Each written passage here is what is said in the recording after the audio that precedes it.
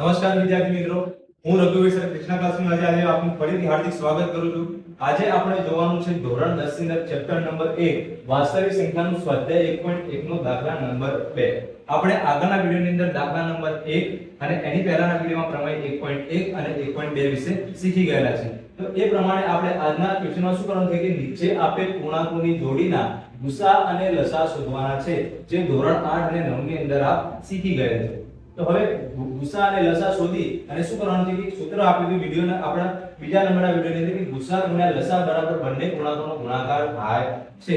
આજે હવે આપણે આ બધું સૂત્ર જે છે એ આ દરેકે દરેક સંખ્યાની જોડી માટે આપણે સાબિત કરવાનું છે. તો વિડિયો આપણે શરૂ કરીએ. સૌથી પહેલી રકમ છે 26 અને 91. તો આપણે પહેલા સૌથી પહેલા 26 ના અવિભાજ્ય અવયવ પાડીશું. તો કે એકમનો અંક 6 છે. વિદ્યાર્થીઓ આપ જાણો છો કે એકમનો અંક 2 4 6 8 કે 0 એટલે કે બેકી સંખ્યા હોય તો તેવી સંખ્યાને આપણે 2 વડે નિશ્ચિત ભાગી શકીએ છીએ. કારણ 2 વડે ભાગતા આપણને મળશે 13. હવે 13 એક અવિભાજ્ય સંખ્યા છે તો આપણે 13 ડાયરેક્ટ 1 વડે ભાગી દઈએ. અહીંયા આપણો અવિભાજ્ય અવયવીકરણ પૂર્ણ થશે.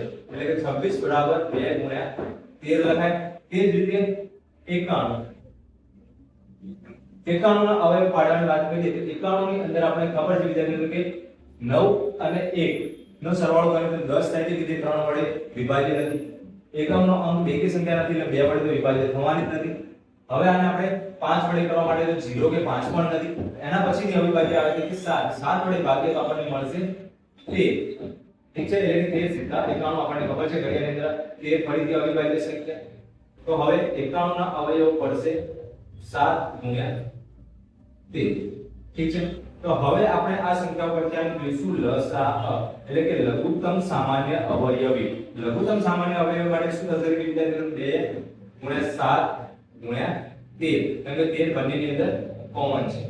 હવે આનો ગુણાકાર કરીએ તો 2 ગુણ્યા 7 એટલે કે 14 ગુણ્યા 13. 14 અને 13 નો ગુણાકાર વિદ્યાર્થીઓ જો તમને ગુણાકાર કરવો કઠિન લાગતો હોય તો આને ડાયરેક્ટ શોર્ટકટ આપો કે 13 નો વર્ગ કેટલો થાય એટલે કે 13 ગુણ્યા 13 169 અને એનો 14 વખત ગુણાકાર કરવાનો એટલે ફરીથી એટલે કે 169 ની અંદર 13 ઉમેરો એટલે આપણને સીધો જવાબ મળે છે 182. એટલે કે આનો ગુણાકાર થશે 182. ઠીક છે વિદ્યાર્થી મિત્રો. હવે એ જ રીતે આપણે જોઈશું ગુસા.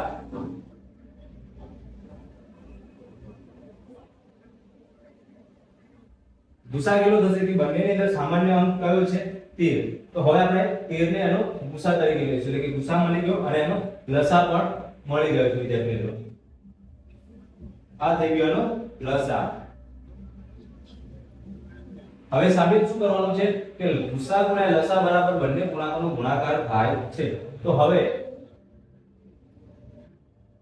LHS એટલે કે લેફ્ટ હેન્ડ સાઈડ એટલે કે ડાબા બરાબર ડાબી બાજુ શું છે ગુસા ગુણ્યા લસા.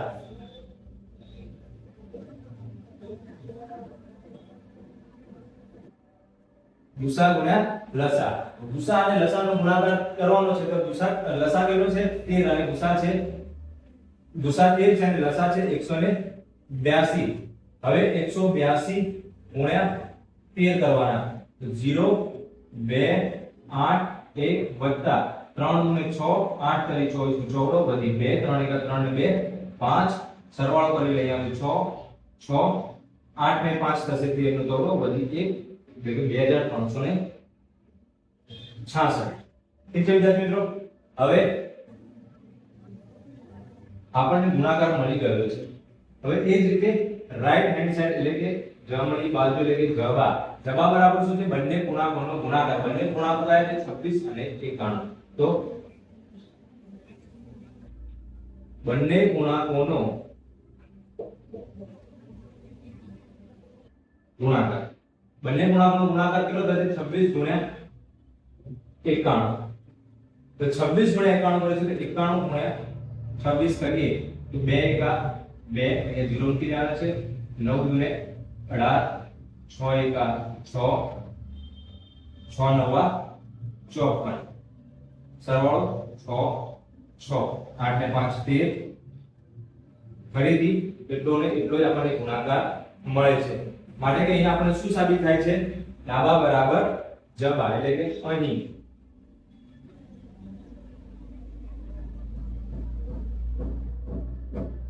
LHS = RHS એટલે કે ડાબી બાજુ બરાબર જમણી બાજુ માટે શું થાય ગુસા ગુણ્યા લસા બરાબર બંને પૂર્ણાંકોનો ગુણાકાર. હવે વિદ્યાર્થી મિત્રો તમને આને ખ્યાલ આવી ગયો તો કઈ રીતે કરવાનું છે કે સૌથી પહેલા 26 અને 91 ના અવિભાજ્ય અવયવ શોધી લીધા. તો 26 ના અવયવ પડે છે 2 ગુણ્યા 13. ત્યારબાદ 91 ના તો 91 ના થશે 13 ગુણ્યા 7. ઠીક છે. હવે આનો લસાની અંદર જેટલા પણ અવયવો છે દરેકનો ગુણાકાર હોવો જોઈએ. 2 ગુણ્યા 7 બંનેની અંદર 13 કોમન એટલે આપણે 13 એક જ વખત લીધા છે વિદ્યાર્થી મિત્રો. કેમ કે લસાની અંદર હંમેશા એક સંખ્યા એક જ વખત આવવી જોઈએ, બીજી વખત એને રિપીટ કરવાની નથી. એટલા માટે એનું નામ છે લઘુત્તમ સામાન્ય અવયવી એટલે કે એક જ વખત રિપીટ થઈ ગયું. 7 ગુણ્યા 14 14 ગુણ્યા 13 તમને શીખવાડી પ્રમાણે એ રીતે પણ કરી શકો છો અને ડાયરેક્ટ પણ ખબર છે કે 13 ગુણ્યા 13 179 પ્લસ 13 કરો એટલે આપણને 182 મળી જશે. ત્યારબાદ ગુસાની અંદર બંનેની અંદર સામાન્ય સંખ્યા કઈ છે એટલે કે ગુરુત્તમ સામાન્ય અવયવ કે મોટામાં મોટી સામાન્ય અવયવ આવતો હોય બરોબર. તો એ ગુસા 13 થઈ ગયું. હવે LHS એટલે કે ડાબી બાજુ બરાબર આપણે આપ્યું પ્રમાણે ગુસા ગુણ્યા લસા લેશું. ત્યારબાદ તેનો ગુણાકાર કરીશું 13 ગુણ્યા 182 એટલે આપણને મળશે 2366. એ જ રીતે RHS એટલે કે જમણી બાજુ એટલે કે બંને પૂર્ણાંકોનો ગુણાકાર કેટલો થાય છે તો 26 ગુણ્યા 91 લઈ લીધા આપણે અને બંનેનો ગુણાકાર કરશું તો 2366 મળે છે વિદ્યાર્થી મિત્રો. એટલે કે LHS = RHS થાય છે માટે ગુસા ગુણ્યા લસા બરાબર બંને પૂર્ણાંકોનો ગુણાકાર થાય છે. ઠીક છે. હવે આપણે જોઈશું બીજા નંબરનો ક્વેશ્ચન. હવે વિદ્યાર્થી મિત્રો આપણે જોવાનું છે બીજા નંબરનો ક્વેશ્ચન. બીજા નંબરના ક્વેશ્ચન અંદર શું કીધું છે 510 અને 92. તો હવે આપણે પહેલાની જેમ જ 510 ના અવિભાજ્ય અવયવ પાડીશું એટલે કે એકમનો અંક 0 છે માટે આપણે શરૂઆત કરીશું નાનામાં નાની અવિભાજ્ય સંખ્યા 2 વડે ભાગતા આપણને અહીંયા મળશે 255. હવે જો વિદ્યાર્થી મિત્રો 5 છે માટે એને આપણે 2 વડે તો ભાગી શકવાના નથી પરંતુ 5 વડે ભાગી શકાય છે પણ એની પણ વચ્ચે એક 3 કરીને એક અવિભાજ્ય સંખ્યા આવે છે. આપણે 3 વડે જોઈએ 5 + 5 10 ને 2 12 થાય છે એટલે કે 3 વડે વિભાજ્ય છે. તો હવે આપણે આને 3 વડે ભાગીશું. 3 વડે ભાગીશું એટલે અહીંયા આવશે 85 અને 85 કરી 255 થાય છે. હવે 85 છે હવે એને આપણે 5 વડે ભાગીશું તો આપણને ખબર છે કે 5 ના ઘડિયામાં 85 આવે છે. હા રિવર્સ ઘડિયામાં આવે છે 17 × 85 તો અહીંયા આપણને થશે 17 એક અવિભાજ્ય સંખ્યા છે માટે અહીંયા આપણો આ પૂર્ણ થશે. તો 510 ના અવયવ થશે 2 × 3 × 5 × 17. ઠીક છે વિદ્યાર્થી મિત્રો. હવે એ રીતે આપણે જોઈશું 92 ના અવિભાજ્ય અવયવ. 92 માટે આપણે શરૂ કરીશું 2 થી 2 વડે ભાગ કરીશું એટલે અહીંયા આવશે 46 એટલે કે 46. હવે 46 ને ફરી પાછા આપણે 2 વડે ભાગીશું અહીંયા આવશે 23 એક અવિભાજ્ય સંખ્યા છે માટે અહીંયા આપણો આ પૂર્ણ થશે. તો 92 ના અવયવ પડશે 2 × 2 × 23. ઠીક છે વિદ્યાર્થી મિત્રો. હવે આપણે આની અંદર જોઈશું ગુસા ગુરુત્તમ સામાન્ય અવયવ. તો બંનેની અંદર સામાન્ય અવયવ કયું છે કે 2 છે 3 5 17 અને 23 તો સામાન્ય દાખલા તો ગુસા બરાબર કેટલું થશે વિદ્યાર્થી મિત્રો 2. હવે આપણે જોઈશું એનો લસા એટલે કે લઘુત્તમ સામાન્ય અવયવ. લસા કેટલું થાય છે તો કે પહેલા તો આ બધી સંખ્યાઓ કરીને 2 ગુણ્યા 3 ગુણ્યા 5 ફરીથી 2 એક વખત છે ફરી પાછું 17 અને 23 2 ગુણ્યા 2 4 4 ગુણ્યા 3 12 12 અને 5 60 ગુણ્યા 17 ગુણ્યા 23. હવે જો સંખ્યાનો ગુણાકાર તમને એવું લાગશે કે બહુ મોટો થશે. હા મોટો થશે પણ સરળ છે ઘણો. કઈ રીતે કે 17 અને 6 નો ગુણાકાર એટલે કે 17 છંગ 102 તો 102 આ 0 એટલે 0 ગુણ્યા 23 એટલે કે 1020 ગુણ્યા 23. હવે પછી નથી કે સર આ તો બહુ મોટી સંખ્યા છે કે 4 અક્ષર અને 2 અક્ષર વડે ગુણાકાર તો એના માટે એકદમ સરળ 1000 ગુણ્યા 23 કેટલા થશે 23000 અને 20 ગુણ્યા 23 એટલે કે 23 ગુણ્યા 46 ગુણ્યા 0 એટલે કે 460 એટલે કે 23460 આપણો આ જવાબ થશે એટલે કે લસા. ઠીક છે વિદ્યાર્થી મિત્રો આપણને લસા મળી ગયો છે. હવે શું કરવાનું છે LHS એટલે કે ડાબા બરાબર શું છે આપણી પાસે ગુસા ગુણ્યા લસા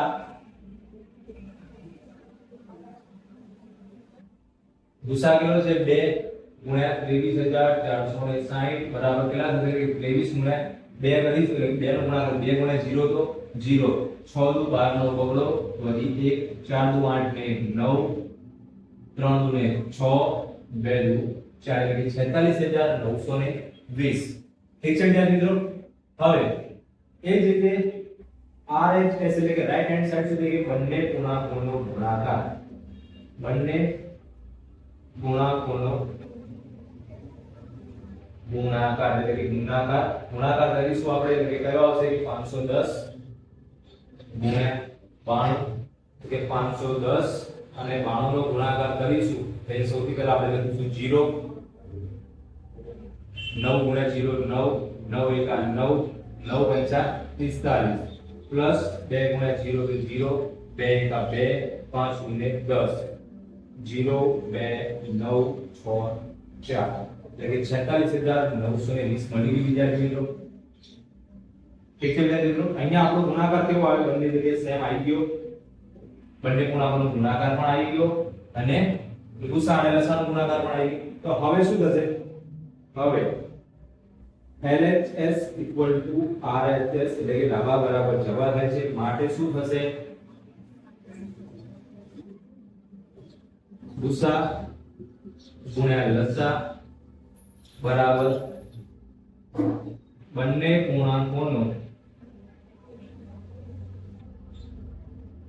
ગુણાકાર ઠીક છે વિદ્યાર્થી મિત્રો ફરી તમે એક આખો દાખલો તમને રિકેપ કરેલો છું કે આ દાખલાની અંદર શું છે તો કે ગુસા ગુણ્યા લસા બરાબર બંને પૂર્ણાંકોનો ગુણાકાર ચકાસવાનો છે એના માટે 510 અને 92 ની વાત કરી છે 510 ની દરેક આનો 0 છે તો આપણે નાની અવિભાજ્ય સંખ્યા 2 વડે ભાગીશું તો મળશે 255 255 છે તો હવે અહીં 5 અને 3 બંને વડે વિભાજિત થાય છે પણ આપણે નાનો અવયવ પહેલો લેવાનો છે માટે 3 વડે કરીશું તો આપણને મળશે 85 85 ને 5 વડે થશે કેમ કે 8 ને 5 13 થાય તો એ 3 વડે વિભાજિત થશે નહીં ને સીધું 5 વડે થશે 5 વડે કરીએ તો 17 55 થાય છે 17 એક અવિભાજ્ય સંખ્યા છે તો 17 પોતાની સંખ્યા વડે ભાગ કરીએ એટલે આપણને 1 મળી જશે માટે 510 ના અવયવ થશે 2 ગુણ્યા 3 ગુણ્યા 5 ગુણ્યા 17 ત્યારબાદ 92 ના અવયવ પાડીશું એટલે કે 92 ને 2 વડે ભાગીશું આપણને મળશે 46 46 ને ફરી પાછા 2 વડે ભાગીશું આપણને મળશે 23 23 એક અવિભાજ્ય સંખ્યા છે વિદ્યાર્થી મિત્રો માટે 23 નો પણ અહીંયા ક્વેશ્ચન પૂર્ણ થશે આ વિદ્યાર્થી મિત્રો આપણે બીજું બીજા નંબરનું એટલે કે 336 તો 336 ના અવિભાજ્ય અવયવ પાડીશું